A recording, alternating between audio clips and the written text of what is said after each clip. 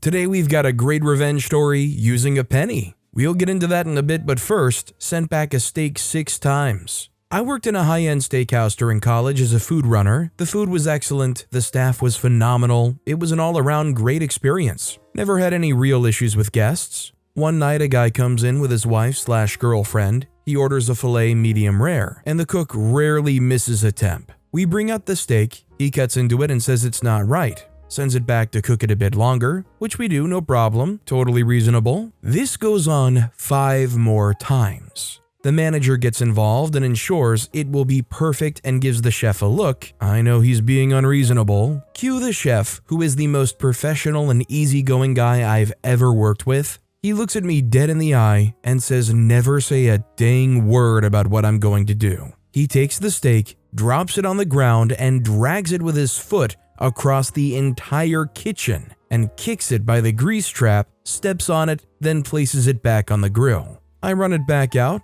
the guy thanks me and said the steak is perfect. I report back to the chef and he says in his 30+ years of being in the kitchen, he's never had a steak come back that many times. We never spoke about it again. Although this customer was horrendous and deserved some kind of treatment, can we all agree that this was way too far and way too disgusting? I'd sooner the chef beg the manager to just comp the meal at this point because how much more can you fire a steak and not get it right, aka the customer will never be happy. Also, hi, I'm Steven, and if you guys enjoy awesome stories of revenge, it would be amazing if you left a like or left a review if you're listening to my podcast. That said, our next story is Accidental Vengeance on an Aggressive Driver. When I was pregnant with my first, my husband was driving us to visit family. This guy started driving really aggressively, chasing us, passing and brake checking us, and Hubs was being evasive across the 6-lane nightmare that is Greensboro, North Carolina.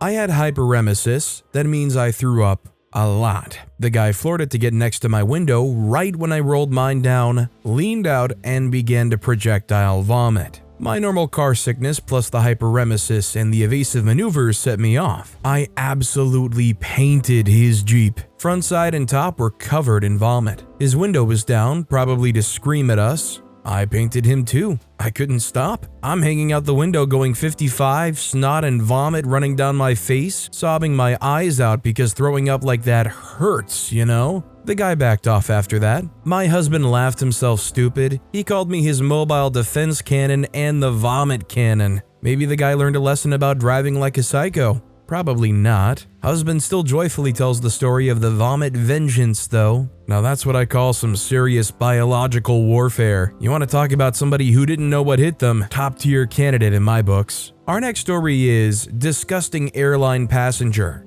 This happened on a long-haul flight between Shanghai and Singapore, which is about 5.5 hours. I was in seat D on a 747, which is the left-hand aisle seat in the 4-seat center block. Dude was seated in G, 3 seats away, and we had 2 empty seats between us. Before the aircraft had been in the air for 2 minutes, dude lifts the 2 armrests up and lies down, taking up 3 seats. He didn't ask or even acknowledge me. I couldn't believe the temerity of it. I didn't want to necessarily lie down myself, but having the spare seat next to me instead of this bloke's feet would have been nice. After about 10 minutes, I got up and had a wander to see if there might be another 2 empty seats. And I quickly found 2 about 7 rows back and relocated. I walked back down the aisle near his head to use the toilet and could hear the dude snoring and smelling quite strongly of whiskey. I asked the hostess for a cup of miso soup, which she duly delivered to my seat 5 minutes later, and which I let it cool to a nice body temperature. By now, the lights had been turned low. It was a late evening flight, so I walked back past the dude, this time down the aisle at his feet where I'd been sitting. I poured the miso onto the rather porous blanket in the crotch area and walked onto the toilet again.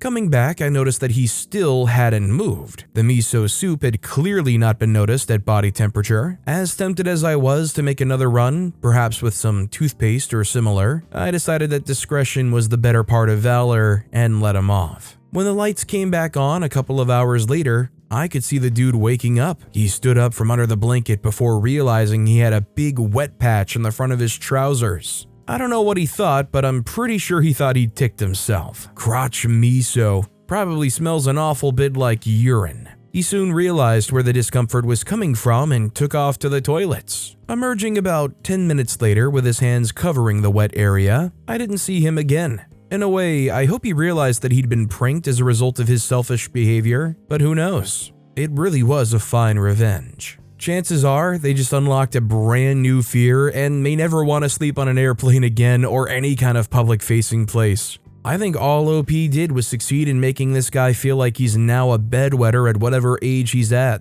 Our next story is Kevin loses $100 because he stole some pennies. Okay, so for context, I worked at a popular gaming store for a while that did not do cash refunds. We warned people of this prior to purchasing stuff, after they purchased stuff, and even pointed it out in the receipt. Yet people would still come in and yell about getting their money back. Also, it's important to note that corporate said no. Me and my coworkers were the minimum wage middleman. We didn't have a say. Anyways, a customer who I'll call Kevin came into the store one day and immediately came off as aggressive. He was angry about something he bought and wanted his money back. My coworker explained the policy to him, showed him on the receipt, and told him that the best she could do was offer him in-store credit, which came out to be about $150, the same amount he had paid for the item. He was not happy. He argued and yelled some more before I was pulled aside by another customer in the store who told me that she had witnessed Kevin shoving some Pokemon cards into his pockets. We aren't allowed to confront thieves at my store, corporate policy, so we waited until he left before checking the cameras. He was, in fact, stealing our Pokemon cards. Pokemon cards can get very expensive. We have cards in our store that are selling for up to $200, and on average, most of our cards are probably worth about $5. However, we separate the expensive cards from the bulk. Any card worth more than 75 cents is put behind our glass counter. That being said, most of the bulk cards we have are worth a single penny. This man probably thought he could get some good cards from this. He did not, but he did get banned from all of our stores for stealing, so he won't be able to use the $150 in-store credit he had. I would feel bad if he wasn't a jerk. I hope his common Pokemon cards were worth it. Little did this guy know he probably walked out of there with 20 assorted energy cards or some basic common Caterpie or something. It's kind of like the equivalent of trying to steal from a deck of cards, but yet this guy only walked out of there with 1s, 2s, and 3s. Our next story is my cousin's petty revenge on her ex. My cousin, female 30s, used to have a fiance, male 30s. She broke up with him for a number of reasons, one of which was that during COVID, it really came to light just how much and how often he was drinking. It was bad. After the breakup, my cousin wanted to remove her ex from her phone plan, but needed his signature to do so. The ex, still salty from the breakup, refused. Keep in mind that the ex had made very good money, and my cousin is on disability paying for both phone bills. Cue petty revenge. While my cousin couldn't remove him from the phone plan, she could mess with the settings. The amount of monthly internet data on the phone plan was shared between the two phones. She throttled his internet, allocating him only the bare minimum of data. He called her up, angry because his friends ridiculed him for having crappy phone internet. She told him he wouldn't have any problems if he just got his own phone plan. If OP is the owner of the phone plan account, what OP maybe could do is maybe report the phone as stolen and get a new SIM card sent out to you. That way, at the very least, you'll have that SIM card and they can't do anything on your phone plan. Our next story is Enjoy Your Pee Towel. This one happened to me in my second year of college many years ago. I was a non-traditional student as I came in after a 6-year stint in the Navy. So instead of joining a frat, been there, done that, or dropping in a dorm, did that too, I was put in apartments for international and grad students. My first roommate was great and got me in with people I'm still friends with 20 plus years later. He graduated and moved out after about a year. This story is about my second roommate. He was an international student that was apparently the son of some important person back home. He had been completely cared for while growing up and didn't know how to do the most basic things. He couldn't operate the stove, didn't know how to wash his clothes or clean, etc. His English was also very poor, so I had trouble explaining things to him. I was finally able to get him to clean up after himself for most of the apartment, so I wouldn't have to be his maid. But the one place I had trouble was in the bathroom. Again, since he was coddled, he didn't understand that leaving the sink or floor soaking wet was a problem. But the real kicker was that he apparently didn't know how to pee in a toilet. I dreaded using the bathroom because there was pee everywhere, on the seat, all around the bowl, and all over the floor. I asked him politely to clean up, and he was apologetic and agreeable, but it didn't change. I asked again and showed him the problems with the toilet and the water all over and how it should be cleaned. He again seemed agreeable, but then the next day it was a disaster again. After the third time, I gave up and just started wiping up the bathroom every morning with his bath towel and hanging it back up. He used that towel every day for his shower until he moved out a couple of months later. Are you telling me this guy used the same towel for months? I'm just wondering, but did this guy have like a huge case of like acne or something? Somebody that's like, why can't this problem ever go away? I just don't understand. Not just because he's using a pee towel, but especially because he's using a multi-month-old pee towel. Our next story is, jerk neighbor loses temper, gets magazine subscriptions. So a friend of mine told me to put this here. I had a neighbor that was a butt. I have 2 dogs who spend time outside, and I have an aquatic child. Important for later, he decided that he was better than my little family because we were renting the house we were. He would threaten me. He'd threaten my son to his face. He'd try to get my dogs taken away. He would scream and yell at me and my son if we were playing outside. He would throw his nasty cigarette butts on our yard. He called our landlord numerous times to try to get us evicted. He even had his girlfriend call our landlord. He never would say anything to my husband, just my son and I. We never even met, really. Other neighbors had complaints against him too. He was in general just a jerk. One day, while waiting in line at the grocery store, my son wanted to look at a magazine. No harm, no foul, and he was entertained. That is when I got the idea. I took the magazine inserts and signed him up for everything while checking the pay later option. He started receiving everything from home cooking to Cosmopolitan to the Enquirer. I also created a fake email for him for these magazines. It was/is the only way to unsubscribe from them. He has since moved and we now have awesome neighbors, but I still wonder how many magazines followed him to his new address. Keep in mind, I had made this my life mission. I went to a bookstore and literally spent 30 minutes getting these inserts. Considering somebody that showed that much interest in their magazine, they may follow them until they absolutely curse out some poor customer support agent on their hotline. I bet some of the less reputable ones don't even care. If there's a slight chance they can make a sell for their middling magazine subscriptions, they may just keep hounding this guy forever. This next story is, aggressive driver gets played. This happened about 10 years or so ago. My husband and I were each driving our own cars because we were moving to a new state. This is before either of us had Bluetooth technology in our car, so we brought along some walkie-talkies for easy communication when we needed while driving. He was in the left lane, slowly overtaking another vehicle, and I'm in the right lane when another car comes hauling Fanny and starts riding his bumper. He radioed me and let me know his plan to be a jerk back. He slows down, so aggressive driver gets behind me. He speeds up.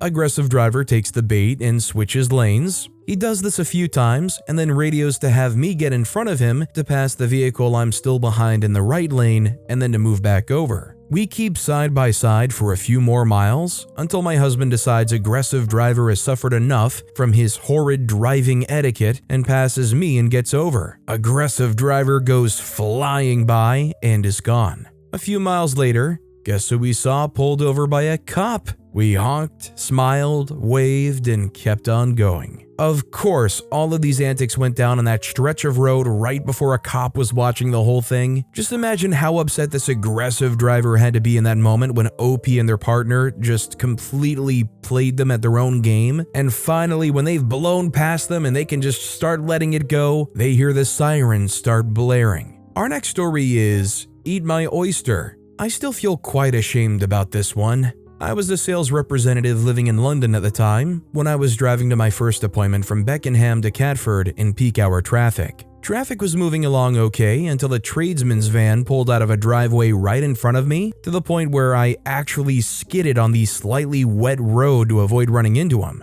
Seriously ticked off, I followed him until he moved into the right-hand lane. I had an absolutely streaming cold at the time and snorted a mouthful of dense snot into my mouth. As the traffic slowed down, I moved up beside his van on the passenger side, ready to spray this mouthful of snot onto his side window. I planned to take a left-hand turn directly ahead of me in order to escape any reprisal. Keeping my eye on the road ahead in order to stay safe, I wound down my window, and right when we were dead level, I turned my head to the right and spat the mouthful of snot. To the great horror of the van's passenger, who had wound the window down and was lighting a smoke, half a cup of disgusting mucus slopped into the side of his face. I hurriedly took the next left and disappeared. I genuinely did not realize the window was down, so, mate, my sincere apologies if you're reading this. It was totally unintentional. This was about 1995. Well, I think the important thing here is it wasn't me. This is just about a horror story, and I'm glad I'm very far away from ever of having to it. This is very much a horror story to me, and I'm very glad that I'm very far away of ever having to experience anything even remotely similar. Although now it is bringing up a little bit of childhood PTSD involving spitballs in school, but I think we'll just move on. Our next story is giving back my roommate's energy. A few years ago, I rented a house with 2 other women. We were all in our mid-20s working full-time and with various social obligations. We kept the house tidy, though sometimes a dish or two was left in the sink for later if we were running late. Nell, all fake names in this post, called a roommate meeting and said we should all wash our dishes when we're done using this. No problem, right? That's what we mostly did, except for the rare occasion when somebody was running late. We were extra conscientious about it afterward, however. A few weeks later, I came home one afternoon to my other roommate Petra standing in the kitchen and looking annoyed. Above the sink was a post-it note reading, "Per our previous conversation, please don't leave dirty dishes in the sink." In the sink was a coffee cup, small plate, and spoon. Petra had missed her alarm, and I guess Nell came home during her lunch break, saw the mess, and left a note. But here's the thing. This was the first time Petra or I had left anything in the sink since that convo. Nell, however, regularly left her dishes in the sink until the next day. The next night, Petra and I come home after Nell was asleep. She left a cup in the sink. Petra ran to her room, grabbed a pile of sticky notes and wrote, "Per our previous conversation, please don't leave dirty dishes in the sink." I asked if I could leave a note, and it spiraled from there. Between the two of us, we left every step for washing a dish. A note on the soap, "Soap is your friend." By the sponge, "Use me to scrub away dirt." The faucet, "You're almost there, rinse here." And the towel, "Last step, dry, then put away." I was the first to leave the next morning. Upon returning home, the sink was empty and a single post-it note remained. I don't appreciate the passive aggression. The only sad thing here is I'm assuming they automatically assumed the person who left all of the sticky notes was one person, and probably the same person that they caught leaving a dirty dish in the sink. But I guess as long as Nell didn't know who exactly left the dish in the sink, the anonymity is better than knowing everybody's ganging up against them. Our next story is, if fake interview equals true, then launch revenge petty. This story isn't mine, well, just a small part, but my friend Mike's, and it happened over a decade ago. So Mike was job hunting back then since the company he worked for had closed down. Mike was a skilled tech, but he didn't have a higher degree, which limited his options. One day, he got a call from a company for an interview. Seemed like an interesting opportunity, although the company wasn't huge, so he went for it. Initially, everything seemed fine, the place looked decent, and the owner seemed reasonable. They both sat down in an office, and here's how the conversation went. The owner said, "Mike, let's say we have a recurring issue with our servers. Sometimes our systems inexplicably slow down during peak hours. What would you do to fix this problem?" Mike replied, "Well, in my previous experience, I've implemented stricter server resource monitoring and optimized processes to avoid bottlenecks." The owner replies, I see, alright. But imagine this problem occurs randomly, even with the same server usage as the day before." Mike, smelling something fishy, replies, "I have a few ideas to investigate, but that would require a more detailed study of the problem." The owner then says, "What if the server throws an XYZ error after slowing down?" Mike, with all alarms going off in his head, says, "That's a very specific question. Does it have something to do with the interview, or is it a current issue in the company?" The owner replies, "Yes, of course, the interview. Currently, you don't have a higher degree, right?" Mike says, no, as indicated in my resumes. I have experience with servers and studies in computer science, but I don't have a higher degree. The owner, interrupting, said, I'm sorry, Mike, but we need someone with a proper certification for this position. We can't hire someone without the necessary credentials. Mike, naturally upset, says, Why the freak did you even call me for the interview then? You already knew my educational background. Is this some kind of joke? The owner quickly replies, I'll have to ask you to leave the premises, or I'll have to have you escorted out. Mike was stunned, trying to make sense of how something like this had just happened to him. He left the place and went to smoke next to the building. At that moment, he had an idea. He grabbed his laptop and found he had access to the company's Wi-Fi, but it was password protected, so he called me. I pick up and say, yes? Mike tells me, OP, I have a problem. I just came out of a job interview where, and he tells me what happened, and I reply, you're kidding, right? He says, I wish, but I'm not calling you about that. I have the company's Wi-Fi, but it's password protected. Are you still in the computer lab? Me, sensing where this is going, I say, yes, I'm actually in front of the computer. Mike tells me, could you run that code on the lab computers? They were much more powerful than a laptop that generated a brute force attack if I connect you to my setup. I say, if you were here, sure. If not, it's going to cost you an arm and a leg for me to connect remotely. He says, I don't care. Can you do it? I say, well, I need some time to set up the script to work remotely, though it might not find anything for a while. Mike says, it doesn't matter. Let's give it a try. I say, okay, I'll call you. A while later, after preparing the program, we initiated the connection, and somewhat rudimentarily, we began. 15 minutes later, we found the password. I know it was a bit shady, but I knew Mike wouldn't do anything malicious. After this, Mike and I said our goodbyes, and the next day he told me what happened. Upon connecting to the Wi-Fi, he had access to the company's network and could locate a bunch of printers. So, he created an image with a raised middle finger and a colorful "freak you" and sent it to all the printers he could find. Hundreds of copies. From what he told me, he stayed there for quite some time, resending his love note whenever a printer stopped printing, I guess because they unplugged it, and after a while they turned it back on. I don't know what happened inside the company, but between the time they stopped working and the ink they spent,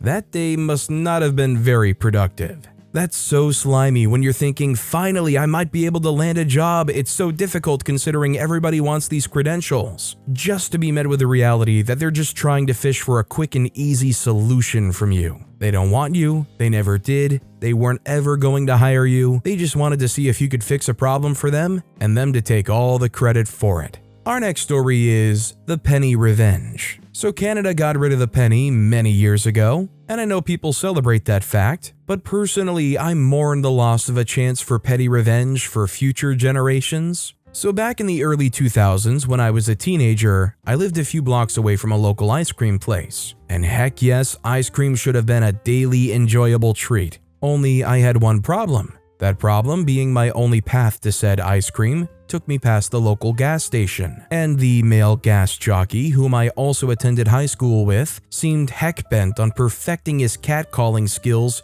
every time I walked past. I mean, most of us might wonder about the total lack of common sense and brain cells required to catcall someone from your place of employment, but well, teenagers aren't that smart. So of course, after having a nice thing ruined quite regularly for a while, I decided I needed some revenge, and I got plotting. So I decided my course of action would be to subject him to pennies, as many pennies as I could collect. He wanted my attention, and he was going to get it. I went around school trading nickels, dimes, and quarters for pennies. I happily asked anyone and everyone if they had pennies they wanted gone. I had my friends hunting down that annoying and often discarded bit of change for me from anyone they could, and in less than a week, I had collected $2 in pennies. 200 shiny bits of copper glinting with revenge. So after another trip for ice cream was once again ruined, I threw those pennies into my pockets and headed to the gas station. Want to feel inflation? I could buy a pack of Skittles and a Gatorade for exactly $2. So I went in with my pennies clinking in my pockets, grabbed what I needed, and waited, letting just enough people ahead of me so I could be rung up by my target.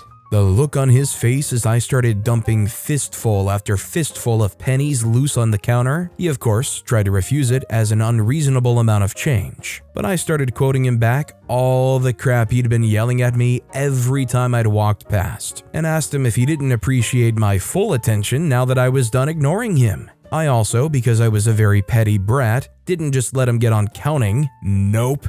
I would toss out totally random numbers to confuse him because he wasn't smart enough to make piles of 10 cents. When I finally left that gas station, I told him if I heard any more catcalling out of him, I would be returning with $5 in pennies. Also, because I'm sure people will ask why I didn't tell my parents, my mother was dealing with health issues. We thought she might have had cancer at the time, and so I didn't feel like she needed my problems, so I didn't ask her for help. Finally, a revenge story that makes sense. Ba-dum-tish. Honestly though, with how bad this guy wanted OP's attention, this guy should have been in heaven. He got all the attention he wanted. He could stare into OP's eyes and count all 200 pennies all they wanted. What more could they have asked for? Well, of course, not counting the fact that he can't count and do another thing at the same time. Our next story is Update: The Thief That Stole Glitter Bomb Christmas Gift. Not sure if this is the right place to post this or if anyone wanted an update on how everything went down after the Christmas program. Already found part of the first post on Facebook. Summary: I volunteered for a Christmas program making fake gifts.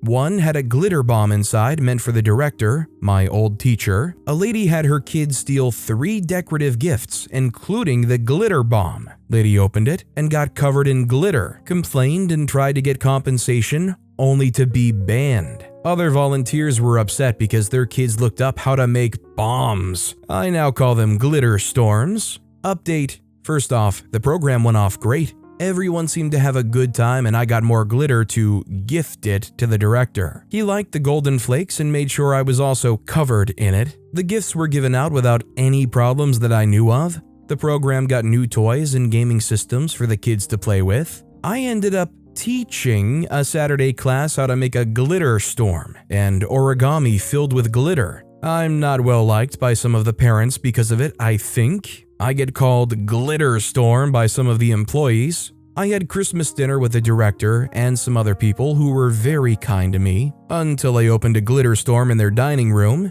It was a good joke and I did get a real gift that I loved. As for the lady, apparently she has a history of taking things and cannot find a job because of it. She has allegedly stolen and sold things from other people before. I had not seen her before at the center, but recognized her as the lady who had come to my home and tried to take the donated gifts I was keeping safe. So she's facing a few charges for what she's done, and possibly a divorce according to gossip. Her kids are still in the programs but get dropped off by their grandma or dad. It's just crazy to be in a situation where you stole presents that were meant for other people and then getting upset about the contents of them. I don't care what she found in those boxes, the whole thing was messed up to begin with. Why did you take them? Could you self-report any harder? Our next story is Obnoxious Motorist Gets Slightly Delayed. I was driving into work on the motorway as usual, and shortly before a big tunnel, I saw some idiot zigzagging between cars. He got stuck behind some traffic though and ended up merging in immediately in front of me. Then we all went into the tunnel, cars close enough that he couldn't pull any overtaking stunts. So he spent the entire around 2 minutes it took to get through the tunnel, revving his engine as loudly as possible. The motorway system here is a bit chaotic, but to set the scene, the tunnel is 3 lanes and has 2 exits at the end. 2 lanes going each way. Middle can go either way. Left lane is usually the least clogged, but after exiting to the left, the right lane is the fastest. Idiot driver and myself are in the left with a large truck in front of us. As we exit, he's still in low gear revving mode, so I quickly go to the right, successfully block him from merging ahead of me, look over and give him the stink eyes as I pass, and then take my time passing the truck.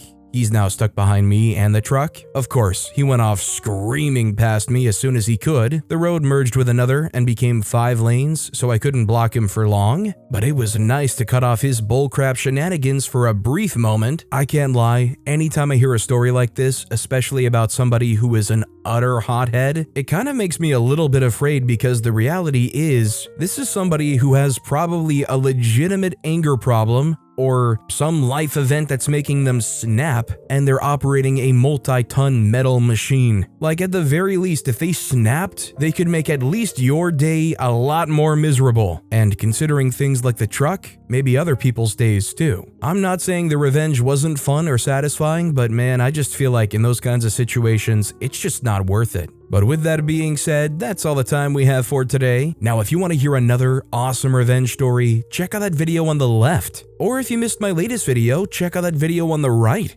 That said, I'll see you all next time with some more stories.